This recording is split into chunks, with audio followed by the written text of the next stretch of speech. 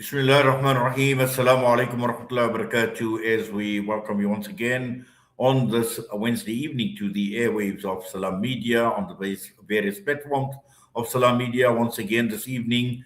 And I am Inayat Wadi, and once again promises to be a busy evening on our airwaves. And this is the Wednesday night in conversation with myself, where we are hosting panel discussions. Now, clearly, there are major talking points right across the entire world. And while the world has been focused on what is playing out in the Middle East, in the Gulf region, in Iran in particular, our focus tonight is going to be on Israel. And the reason why we have called tonight's show Selective Injustice, because this comes against the legislation that has been passed in the Knesset with regard to the death penalty exclusively for the people of Palestine. Now, clearly, this death penalty or this discriminatory bill has been expanded through the use of this death penalty for what is termed as terrorism-related offenses. And we've seen criticism right across the board. We've heard Human Rights Watch also talking about it, saying the wording of the bill makes it clear that it would primarily, if not exclusively, be applied to Palestinians. Our panel tonight that we've assembled, we have Dr. Ramzy Baroud, who is an American Palestinian journalist, Dr. Yvonne Ridley, British-based journalist as well, and we're also joined by the Professor Jeff Halper with the Israeli Committee Against House Demolitions. As we see my guests appearing on the screen, to all of you, Dr. Ramzy Baroud, Dr. Yvonne Ridley, Prof. Jeff, Salaam Alaikum. We welcome you to the show. Thank you, Mike. Yes, I'll starting with you, Dr. Ramzy, and I think this is absolutely critical for us to understand, because we know that there has been selective justice in Israel for a very, very long time. And not only in terms of the death penalty that we're talking about, but just legislation in general, in terms of two sets of rules. And this has been the case for a very, very long time. In terms of whether we're talking of apartheid Israel, we're talking of Palestinians and Israelis, and we see these discriminatory laws that have been applied. But this obviously has taken this latest death penalty legislation has taken the entire scenario to a different level altogether. And just your thoughts actually once this was actually passed in the Knesset.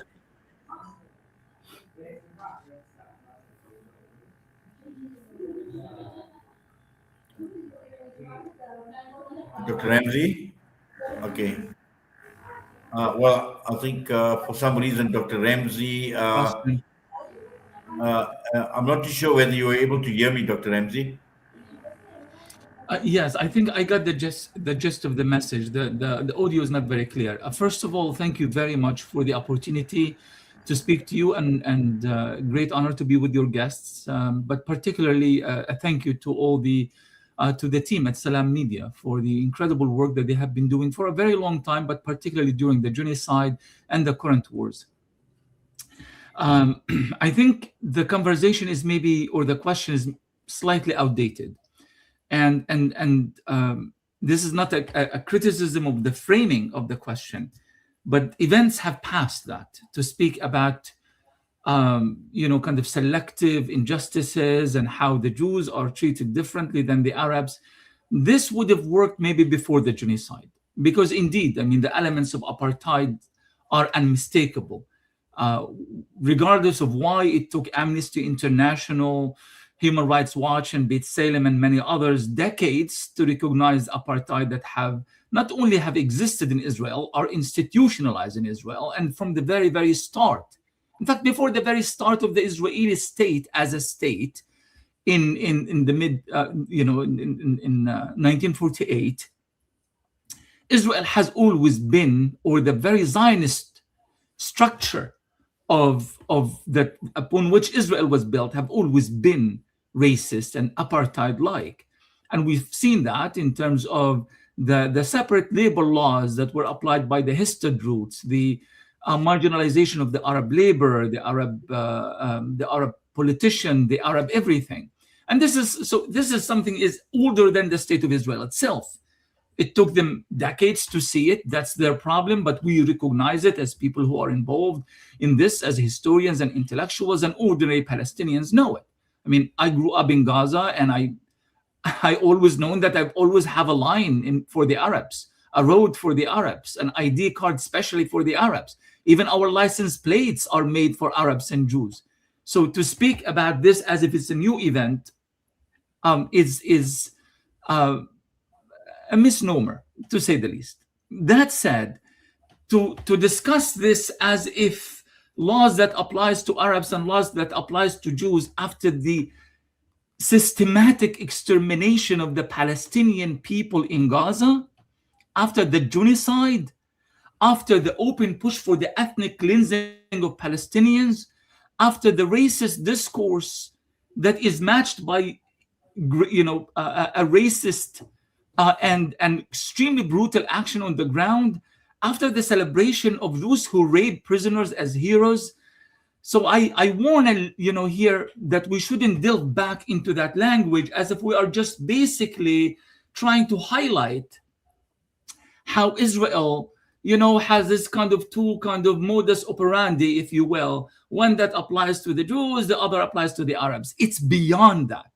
We are looking at a genocide, extermination, and slow ethnic cleansing that's happening right now. I mean, tens of thousands of Palestinians in the West Bank have already been pushed out of their refugee camps and villages in various parts of the West Bank. And I'm sure that Jeff knows a lot more about this due to the activity of his organizations and the work that they document on the ground. But I think we are past this whole thing about the separate laws for Arabs and Jews into a completely different state of thinking and framing extermination of the Palestinian people. Thank you, Dr. Ramzy. Prof. Jeff, if you'd just like to come into this discussion, and I think just following up from what Ramzy is saying and looking at both the legislative framework and also in terms of the justice framework within which Israel operates. Now, it is clear that there are two systems. There is the civil court system in Israel, and obviously there's the military court system as well. But looking at both systems, they are saying one and the same thing. Well, look, I agree with Ramzy completely. There's a missing element in all of this, and that is the framework, the conceptual framework. If you go to a doctor with a pain in your chest, you can explain what's happening, but it could be a heart attack, and it could be you ate something bad for dinner. So the medicine, the analysis, how do you resolve this has to do with the diagnosis. If you don't have that, you have no idea. You can describe what's happening. Israelis are committing genocide against Palestinians. Land is being taken. It's unjust, all that stuff, but you're not naming the thing, the system. You don't have that conceptual understanding that then leads you to understand the logic of it.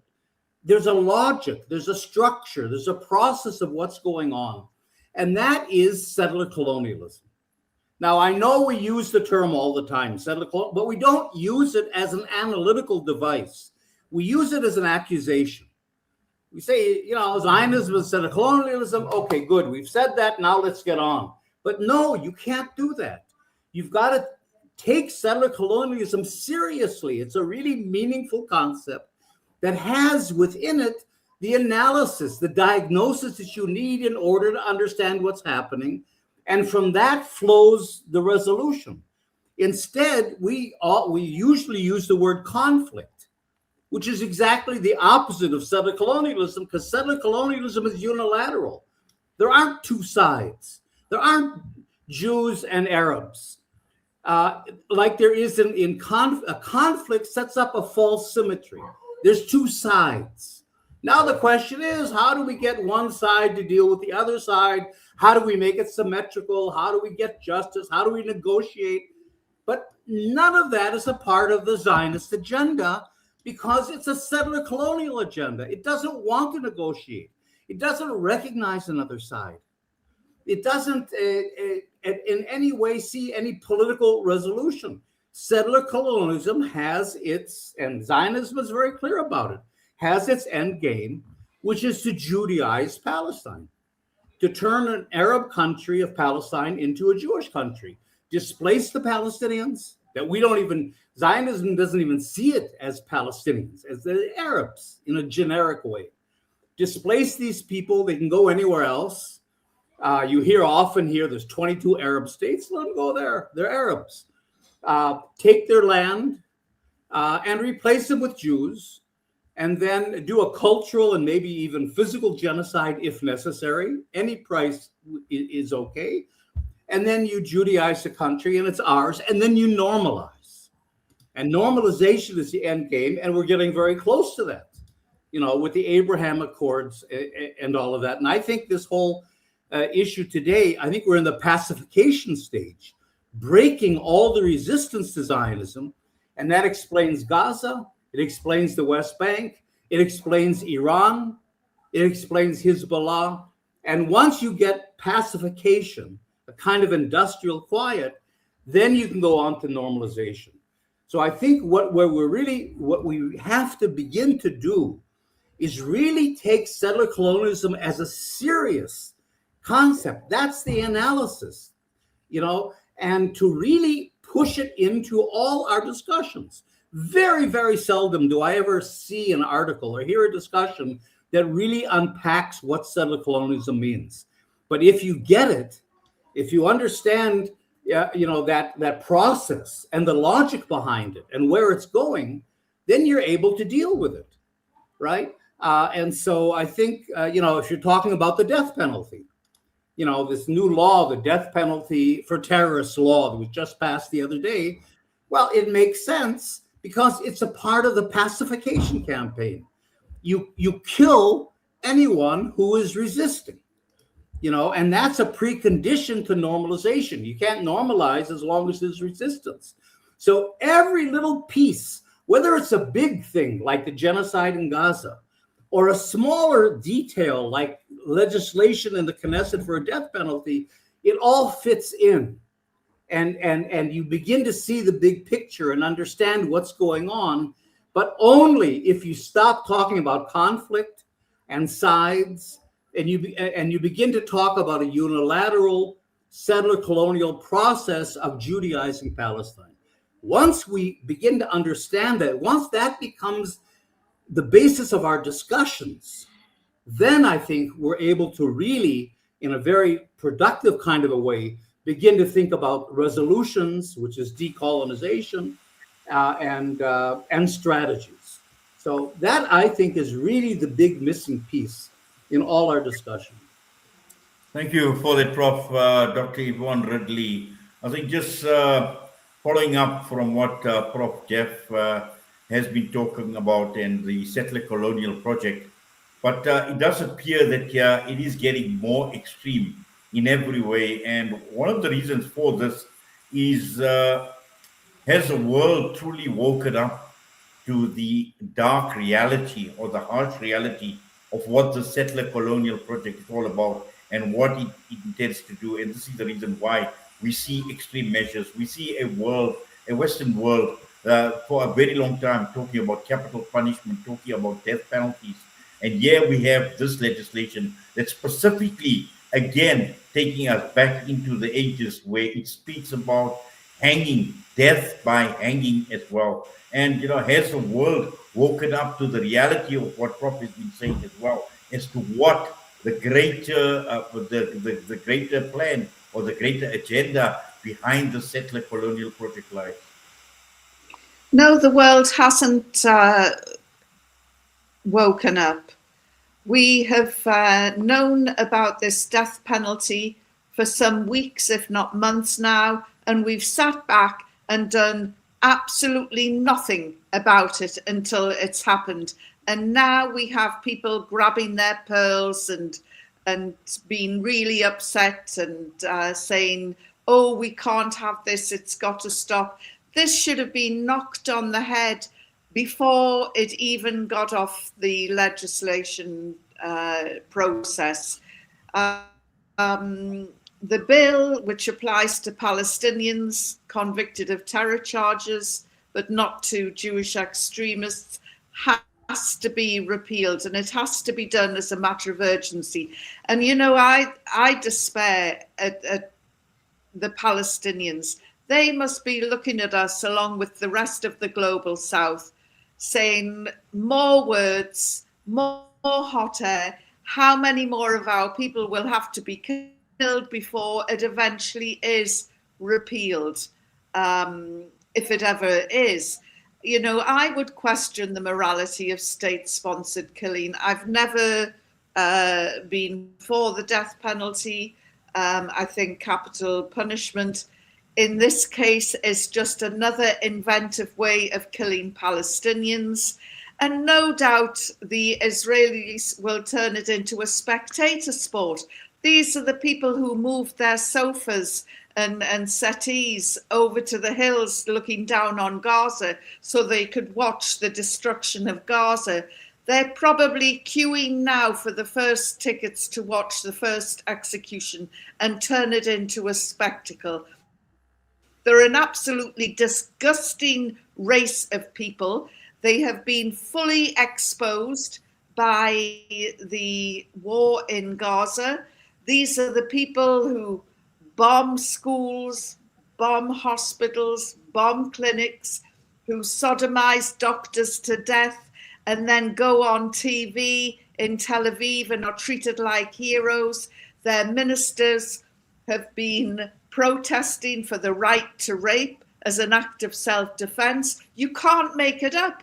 These are savages, and we should not be surprised that they've come up with another inventive way of humiliating the Palestinians. It's time that we know the two-state solution is dead, although politicians will still insult us with weaselly words about two-state this, two-state that. I say, axe the two-state solution. It's dead now. It's dead in the water. Let's have one state, one Palestine, one solution. It worked before and it can work again. And instead of battling and getting sucked down in bits and pieces of legislation, which is all this is designed to do, let's really take a sledgehammer to crack a nut on this and stop all this savagery from this evil, brutal, depraved nation. Certainly, Dr. Yvonne. I'm having a rant, but I am just really, you know, I'm ashamed sitting here looking at Ramzy from Gaza, and he must be sitting there thinking, oh God, we've heard it all before. All these Westerners who trot out the same crap. Well, we have to do something. We can't just keep coming on to as panelists to these shows, which is great that you're talking about it, because we're not talking about it in Britain, as you would expect. And I would imagine they're not talking about it in America either. But to watch the likes of Ben Gavir opening bottles of champagne to celebrate the extinguishing of a life. You know, these are a people with no values. And I'm sick and tired of seeing our Prime Minister, who's bought and paid for by the Israeli lobby, standing there saying, we have shared values. Do we? Hell, we have no shared values with these people. They're monstrous, absolutely monstrous. And we really have to do something to, as I say, this legislation, they're just tormenting us. They're just waving, oh, today we're going to kill the Palestinians. Then there'll be, should we hang them? Should we use a sword? Should we poison them? Let's have a referendum about it. And they'll turn it into a whole spectacle of entertainment, because that's the people that they are. They are savages. I don't like this discussion, Yvonne. I don't accept it. I don't like that language. And if that's an analysis, that these are just a bunch of bad people, and that's the problem, then that's not an analysis. You can't, I mean, you come from the British Empire. You guys killed millions and millions of people. Are you savages? Yeah. So if anyone knows what no, that's not the problem. The problem is settler colonialism. It has to do with ideologies. It makes people do things. There are bad people, but to boil the whole thing down to these are a bunch of savages, that's what you call an analysis? I mean, that's completely deflecting attention from anything political, from anything ideological, from anything historical, and reducing it all to a bunch of bad people. And I won't even participate in this discussion if that's going to be the level of the discussion. Because you don't like Prof, the I think, a million of us marched in London because it we doesn't know help anything. What does that help? We put Ben Gvir in jail, and that's it. Prof and Yvonne, can I just jump into this discussion? I think, Ramzy, the key issue here is, there's just so much history, spanning well over 7 decades. And there's just so much that one can actually unpack in terms of the justice system or the injustice system within which this Zionist entity operates. I mean, if one takes, for example, when one looks at just the conviction rate until now, it's based largely on confessions, on forced confessions that have been extracted under duress, tortured during interrogations. There's been something like a 96% conviction rate until now. And just to understand what this piece of legislation will be doing in terms of providing, a license to kill people off, a license. And Dr. Yvonne makes a point here with regard to, again, one of the most critical questions that one needs to ask as well is, will the Palestinians ever receive justice when one is talking about a system that operates separately for Israelis, for example, under civil courts or civil jurisdiction, and you have military courts that are operating exclusively for Palestinians? Right. So the answer is no. Palestinians will never receive justice if this justice is being imparted by the Israeli government or even Israeli society. Vast majority of Israelis were very supportive of the savagery, indeed, of the Gaza genocide. And I don't think there's a contradiction, by the way, between what both of the speakers have said. If the term savage doesn't apply here, I don't know where else it applies. But at the same time, it doesn't mean that we do not establish academic or intellectual frameworks that will help us to understand the sources of this savagery. So I don't really see conflict per se. But that said, I came from a village called Beit Daras. It's a village in Palestine, 1948. Simple village, 2,000 people, which was considered a big village compared to the other surrounding villages in the southern Palestinian countryside. That village was affiliated with the massacre of Beit Daras, where Zionist gangs have killed a large number of Palestinians who were trying to escape during what we call the third and the main battle of Beit Daras, leading to the massacre of Beit Daras. Many of the descendants of these Badrasawis, meaning the people of Beit Daras, have also been exterminated or killed during the Gaza genocide, including many members of my family. I also have many members of my family who are either missing or dead or in Israeli prisons. I don't know. Nobody knows. We try to petition Israeli courts to find out. They are not telling us anything. Maybe we will find out once they are executed. I hope not. But the point is here that you have this continuous line of murder, mayhem, destruction, racism, apartheid, savagery. It's all in that. And it hasn't changed. It's not new. Once in a while you kind of hear a formerly pro-Israel intellectual saying, Israel is now becoming an extremist society. Really? What was it prior to October 7, 2023? Scandinavian democracy? So this kind of language, we really do need to orient the language in a proper way. We need to frame it in a proper way. And yes, we do need to understand things in a proper way. Now, that said, the justice is not going to come from Israel. Now, it doesn't mean that Israeli society does not have a work to do. It doesn't mean that people like Jeff and many people who have been advocating, coexistence and justice and respect for international law, reeling against their governments, all governments.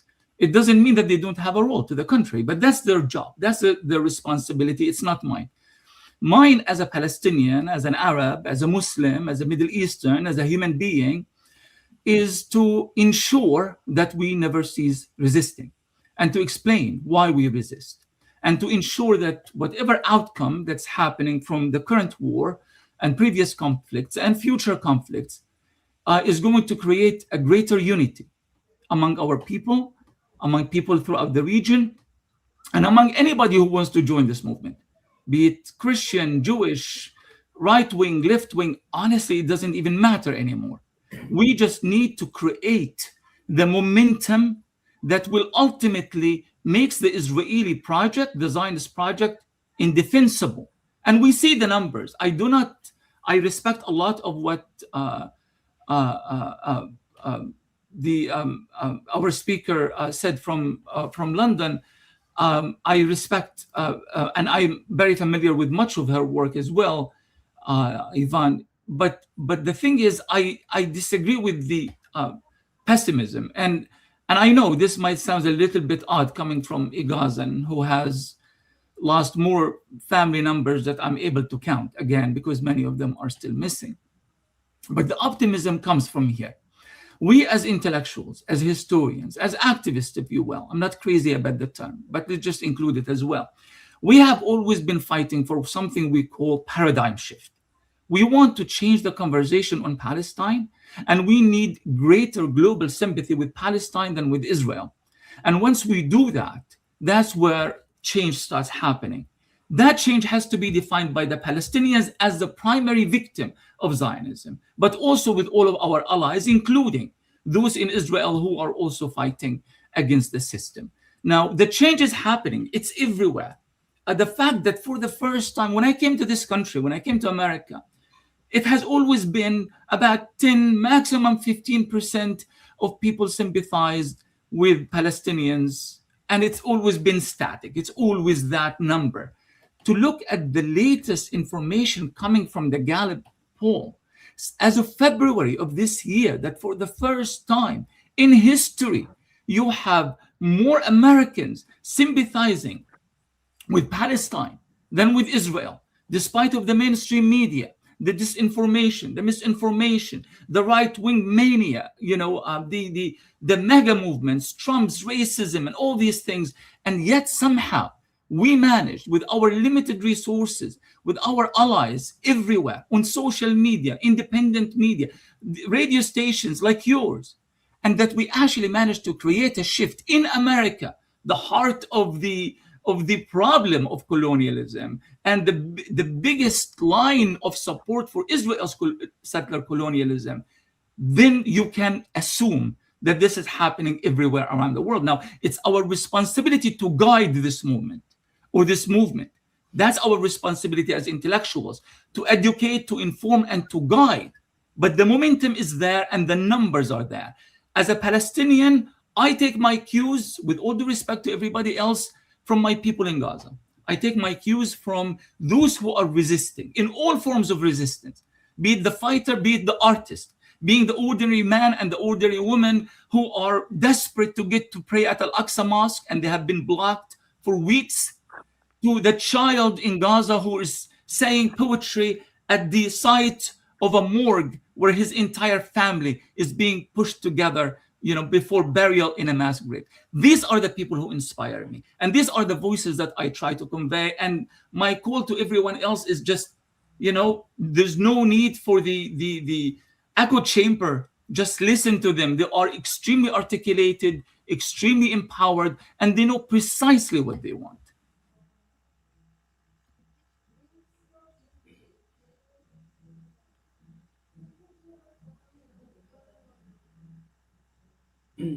Can't hear you. Sorry. Well, I've been muted. I'm sorry.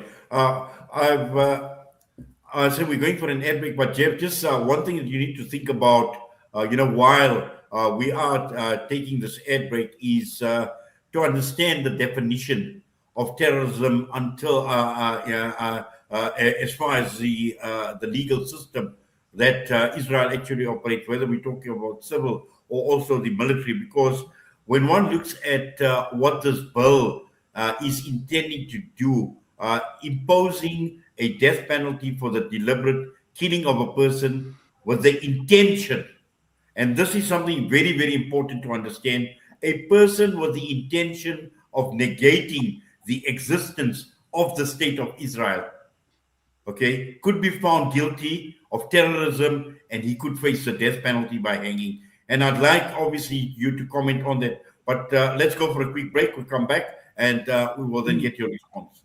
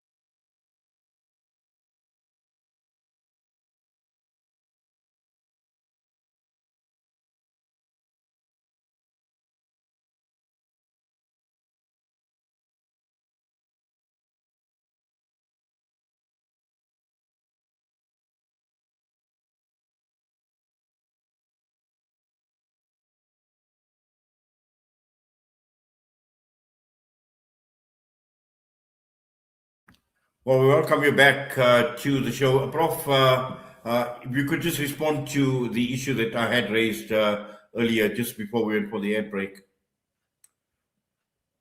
If you could unmute your mic, please, Prof. I'm not in charge of that. You have to do that. Okay. You can hear me? Yes. All right. I'll say this and then I have to leave. I told them before I have, so I apologize for that. Look, we shouldn't be surprised at the death penalty law for so-called terrorists. I mean, even that term terrorist, of course, is a politically motivated term that's meant to criminalize and delegitimize legitimate Palestinian resistance. It's all political. It's all a part of the system.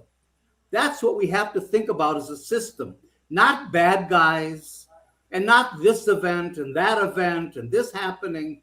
It's a system. It has a logic to it. And the people that get caught up in it do terrible things. It's a savage system. Every colonial system is a savage system. Yvonne's people were just as savage as anybody else. The Russian Empire was savage. The French in Algeria were savage. The apartheid people in South Africa were savage. Once you ended apartheid, you ended colonialism, you ended empires and so on, those people rejoined the international community. They didn't stay savage. They weren't savage people. The system was savage. And that's what we have to understand. If we begin to reduce this like Pete Hegseth does in the Department of War in the United States and says we need money to kill bad people, if that's our analysis, then we're lost. We have to think of a savage colonial system that we have to end. That's the basis of the problem. Once that's ended, once it's decolonized, once the Palestinians get their national rights restored, once we have a just post-colonial system here, post-colonial future, then all of a sudden, all these savage people are going to begin to live together. The Israelis are going to find a way to live with Palestinians, and they're going to have to. It's not the people that are the problem. It's the system. We all live in a terrible system. We live in a neoliberal system. Every day, all of us are destroying the planet. Are we savage? Are we bad? We're doing things that we know is destroying our planet. We're a part of a system. And until you end that system, the savagery, the injustice, the irresponsible behavior is going to continue. I agree, you have to hold criminal people accountable. Ben Gvir, it has to be held accountable. Netanyahu, the individuals, that's what the ICC is about, and international law. But they're not, but you can get rid of them, and the colonial system of Zionism is going to remain. You've got to end the system, and that should be our focus. And so all these things that pop up, like the death penalty, of course, it's only for Palestinians. What do you think? Zionism is going to kill Jews? I mean, but there's a logic to it. Israel is trying to delegitimize Palestinian resistance. Well, calling Palestinians terrorists and then hanging them in public is a good way to do that. Yvonne is right in a way. The Israelis want revenge. They want bloodthirst and so on. Well, this is a good way of giving them that. Entertainment for the masses. Israel's really trying to reduce everything to terrorism, and this feeds into that. And it's also a part of the pacification system. This law is simply another weapon in Israel's arsenal to kill Palestinians.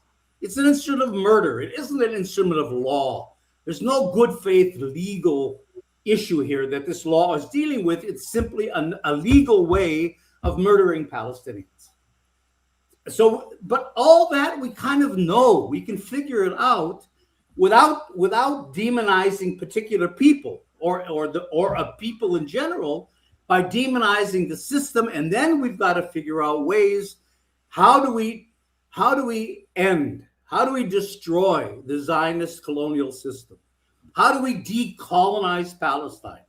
And how do we create a post-colonial future for all of us that live in this country? That's the issues in front of us, not accusations and not name calling and not surprise that all of a sudden Israel's doing this. Of course they're doing it. But once we catch the logic of it, then I think we're empowered to do something about it. And that's really what I'm trying to urge on all of us. That kind of discussion about systems and decolonization and what is settler colonialism and how do we get out of it and where are we going? Like Ramzy said, I completely agree with him. We have to listen to the Palestinians. Where do they want to go? But at the same time, I think a strategy of defeating Zionist colonialism it has to be a group think of all of us together. We have to develop strategies together with the Palestinian led, but we're all joint comrades in an anti-colonial struggle. So it shouldn't be only up to the Palestinians to lead and to tell the strategy. They should lead, let us know where they're going, but at the same time, allow us to support them in that struggle with our analyses and with our political work. So that's sort of what I would say. And I'm Thank sorry. you, Prof. I believe you are leaving us right now. Yes, I'm sorry. I apologize. That's fine. Okay, no problem. All the best to you. Thank you for your time with us this All evening. right. Yvonne, Ramzy, thank you all. Yes. Thank you. I think, Yvonne, I just want to follow up from what Prof. Jeff is talking about, and he's talking about accountability. And there can be no justice without accountability. And, you know, we can talk about the settler colonial project, we can talk about decolonization. But as the situation stands right now, we see absolutely no accountability whatsoever. You know, we speak about the ICJ, we speak about the ICC case, we look at South Africa and the case that was taken to the International Criminal Court as well, and International Court of Justice. But within Israel, there is no justice because numbers don't lie. On the one hand, we speak about a 96% conviction rate of Palestinians. When one looks at settler violence, when one looks at Palestinians that have been killed, when you look at statistics from 2005 to 2024, it's only about 3% conviction rate as far as the settlers were concerned, and 93.8% of investigations in settler violence were actually closed at the end of the investigation. So again, without accountability, there can be absolutely no justice. And if we want to end this whole, or we want to decolonize, these are fundamental that one needs to put into place. Well, of course, you're right. There has to be accountability. And Jeff was right when he talked about the British Empire. The savagery from the British Empire was off the scale. In fact, every single atrocity committed by Israel has been committed at some time or another in the past by the British Empire. But the difference is we owned our accountability. We took charge of it. At the weekend, 500,000 people marched because they don't approve of what the government did. Now, then I would imagine that there'll be a lot of eye roll in Gaza and, oh, more marches, more petitions. But Jeff mentioned apartheid South Africa. People got fed up. They rose up with the support of the rest of the world, and they brought down a savage regime. And Romania, when the Ceausescus were brought down, it was people power that brought them down. And this is what is going to happen to the Israelis unless they wake up. But their religious leaders keep telling the rest of the world, you're slaves, we are the chosen people. Their language, their rhetoric, it incites hatred. And it's really starting, I feel that there's a turn now. If anybody calls me an anti-Semitic person, it rolls off my head. I don't care anymore. I really don't care anymore. I'm coming to the end of my tether, and I'm not even Palestinian. And I'm living in the West, nowhere near Palestine. But I look at the Israeli people, and they have to take accountability. They have to take collective responsibility for the actions that are being done in their name. If they don't approve, they wouldn't take their furniture and sit and munch popcorn and cheer on the destruction of Gaza. The reality is America, founded in July 1776, Israel, founded in 1948. Collectively, they're about 330 years old, which is nothing. It's the blink of an eye to the Palestinians, who have a heritage and a culture that is thousands of years old. And these European colonialists have come over and settled in the Middle East, which is a land they have nothing in common with, and they've settled there, and they have no culture. They've got no sense of history. Only the other day in Lebanon, the mausoleum of the disciple Simon Peter, who is supposedly the first pope in the Roman Catholic Church, was bombed. A 2,000-year-old structure was bombed. And they don't care because they've got no culture. They've got no sense of history. And, they might have geniuses who win the Nobel Science Awards and have great philosophers and great thinkers. But the overwhelming population, and we get this from the opinion polls that are asked of these people, we get it that the majority of ordinary Israeli citizens are quite happy with what's going on, except at the moment they're being bombed by Iran and they're finding out it's not very nice. Their reaction is to leave Israel.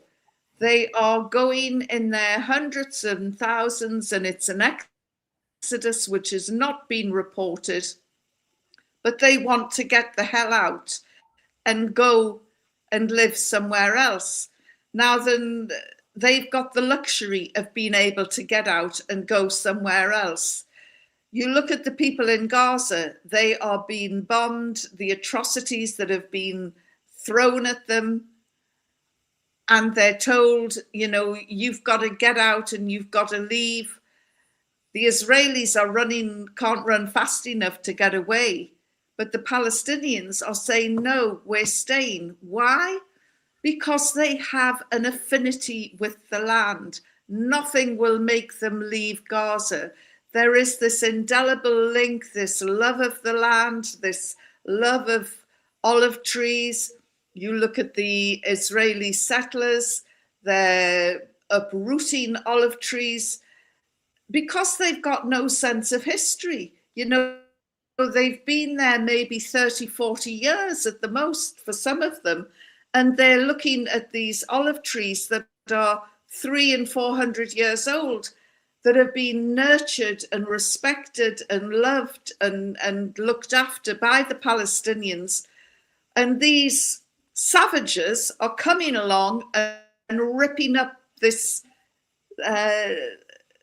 amazing agricultural legacy, because these people have no sense of culture. I'm sorry, I keep using the word savage, but that's what they are. And the Americans are little better. As I say, they're 250 years old, and Ramzy's living there, and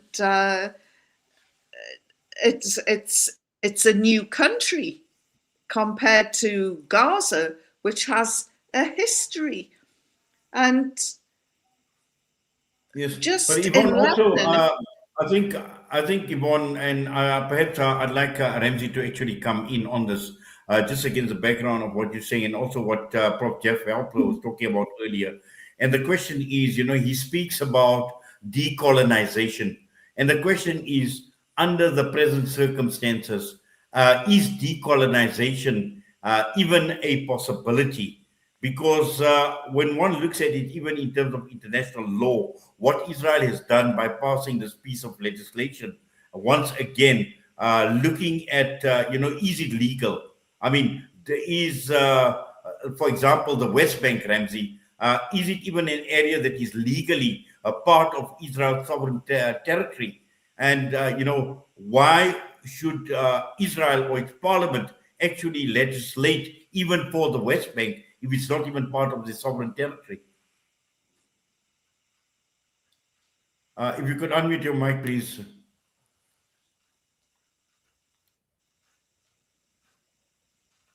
Your mic is muted, Ramzy.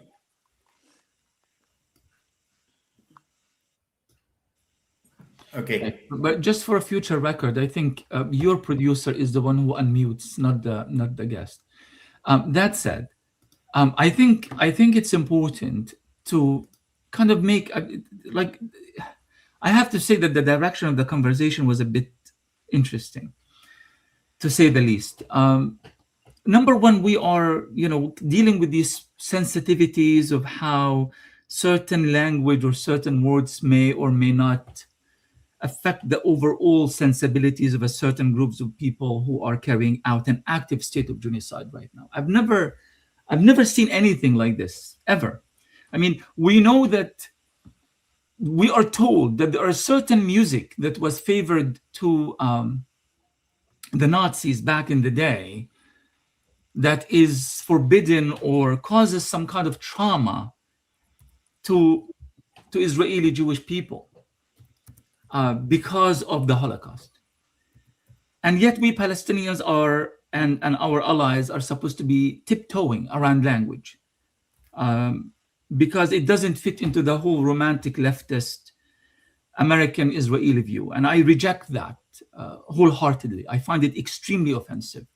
And we need to stop this nonsense, and we need to start really being bold in our language. Yes, absolute savagery. And no, the British model and the Israeli model are different, because the Israeli model is a settler colonial society. And Jeff said that himself. Well, the British model is a colonial society. People who go and, yes, in a very savage and brutal ways, extract resources, enslave people. We've seen that in Congo. We've seen it in South Africa. We've seen it in many parts of the world, Nigeria and so on. But with settler colonial society, it's about erasure. For the British, it wasn't. Yes, savagery, brutality, but it wasn't about erasure. They needed the cheap laborers. They needed the people to build the roads and the structure for colonialism and to extract the resources and that sort of thing.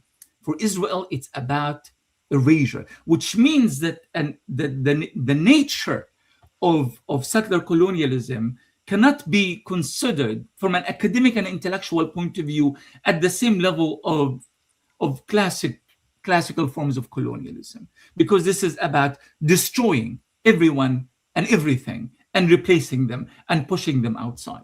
So that has to be taken into account. That's one thing. The other thing, the idea about solutions. I mean, we talk about solutions as if we have the convenience of, we are sitting in our, I don't know, Tel Aviv or New York or wherever. I'm in Seattle. And to talk about solutions as if the people, the vast majority of Gazans living in tents with no food, no clean water, barely surviving, many of them are dying, just to go and superimpose your solutions. I mean, this is the very definition of intellectual elitism, what they used to call intellectualism. And Palestinians know exactly what they want. And that takes me to the third point I want to make. And I do apologize for deviating from your point here. It seems to me that we are completely ignoring the fact that there is the most defining war in the history of the Middle East since the days of the Sykes-Picot Agreement of 1916. Whomever is going to prevail, the axis of resistance or Israel and its colonial partners, will define the future of the region. And that leads me to the point about Ben-Gvir. Ben-Gvir wants to kill Palestinians and celebrating with his champagne after emerging like a rat from a sewer to go to the Knesset for that particular picture and then run back like a rat in the sewer to hide from Iranian missiles. This was an attempt to showcase Israeli strength, confidence. Is supposed to project an element that Israel has lost and has lost forever. The Israelis are being gunned down like birds in South Lebanon. They couldn't defeat supposedly poor and helpless Gaza for 2 years. And they had to stop the fighting because there was no winning over Gaza. And now they are dealing with the axis of resistance combined. I don't think this really is about the intellectual framing of all of this, but it's the outcome of events that are being determined by the people of the region, by Arabs and Muslims and Middle Easterns and their allies and supporters and the global movements and the changes that are happening to public opinions and pressures on Trump. There are dynamics that are real and tangible and they are right in front of us. And yet somehow we kind of find it so important to ignore all of this and just to delve into this strange circle of ideas as if nothing is changing around us. Well, certainly, in fact, I was going to raise this issue in terms of the dynamics, Ramzy, that are playing out in the Gulf in relation to Israel, and also in terms of what Israel is doing internally as well. And perhaps, Yvonne, if you could, address this issue where we are talking on the one hand, as Ramzy speaks about about Israel and the resistance at this point in time, and valid points. Not only Ben Gvir, but also Benjamin Netanyahu was actually hiding like a rat for a long time. And we've seen so much on social media, talking about him being dead. And we've seen AI-generated video footage starting to surface as well. And here we have Israel dropping this bombshell by passing this piece of legislation while these attacks have been taking place in Israel, from both within Israel and also at the same time all the resistance, that Israel has come under fire in more ways than one. Well, I would put aside any intellectual arguments because the people on the ground, the resistance isn't listening to intellectual arguments. I wouldn't want to listen to intellectual arguments when I'm under fire anyway. So intellectual arguments at this point are for the fairies. You've got a president in the United States who's as thick as a barn door. The man is insane. And other world leaders who are putting up with Donald Trump are just as insane. You wouldn't entertain the village idiot in your home. So why on earth we roll out the red carpet? We're sending King Charles III off to party with this man who's got the morals of an alley cat. He's, I won't go into it, but anyway, everybody knows what he's like. And so I wouldn't just say that it's the Israelis that are savage. I would say it's some of our world leaders. And you look at Trump and, killing the supreme leader was one of the craziest things, but it shows that, America isn't interested in keeping treaties, respecting treaties, respecting international law. We are in a terrible situation at the moment that who is in charge? Who is in charge? Who is upholding the law? Who is the moral and legal guardian of the world? We are rudderless at the moment, and we've heard from Ramzy about the resistance, and I have to say that the resistance in Gaza has been absolutely heroic. And when they went and launched their battle, I suspect that many of them weren't thinking of the death penalty, wouldn't be afraid of the death penalty. Many of them would be thinking, I'm on a one-way trip, but I'm going to get martyrdom out of it. And they went into battle, and they're fighting not for their lives, they're fighting for their land. And of course, the Israelis are not committed to that land. Most of them, who are fighting are Europeans. They don't have the connection. And that's why the resistance was able to hang on in there and put up one hell of a fight. And we're seeing this now in Lebanon with Hezbollah. They had a hell of a shock when they lost Nasrallah.